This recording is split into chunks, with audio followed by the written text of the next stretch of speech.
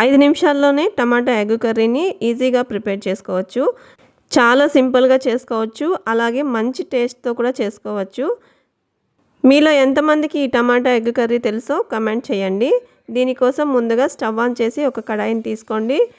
2 table స్పూన్ల oil వేసుకోండి. Oil బాగా వేడైన తర్వాత ఆవాలు, జీలకర్ర వేసుకొని అవి బాగా చిట్లిన తర్వాత 2 పెద్ద సైజు ఉల్లిపాయల్ని సన్నగా కట్ చేసి వేసుకొని ఒక 2 రెబ్బల కరివేపాకు కూడా వేసుకొని మంచి కలర్ వచ్చేంత వరకు ఫ్రై చేసుకోండి. ఇలా మంచి కలర్ వచ్చిన తర్వాత ఇందులోకి ఒక 3 నుంచి 4 టమాటాలు సన్నగా కట్ చేసి వేసుకోండి. ఎటువంటి మసాలాలు యూస్ చేయకుండా ఈ టమాటా ఎగ్ కర్రీని ప్రిపేర్ చేస్తాము.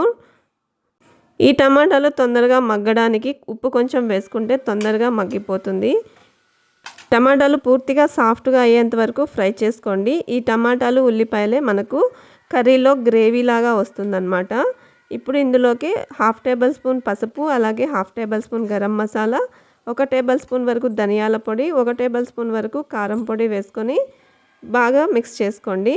ఇప్పుడు ఇందులోకి 1 టేబుల్ స్పూన్ అల్లం వెల్లుల్లి పేస్ట్ కూడా వేసుకొని పచ్చివాసన పోయేంత వరకు సన్నని మంట పైన బాగా ఫ్రై చేసుకోండి.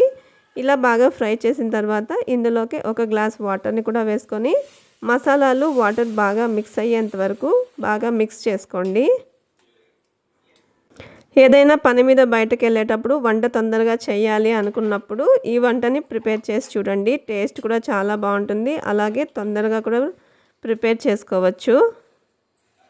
ఇలా కర్రీని బాగా మిక్స్ చేసిన తర్వాత ముందుగానే బాయిల్ చేసి ఘాట్లు పెట్టుకున్న కోడిగుడ్లని ఇందులో వేసుకొని మరొకసారి మిక్స్ చేసుకొని ఒక 10 నిమిషాల పాటు ఉడికించుకోవాలి.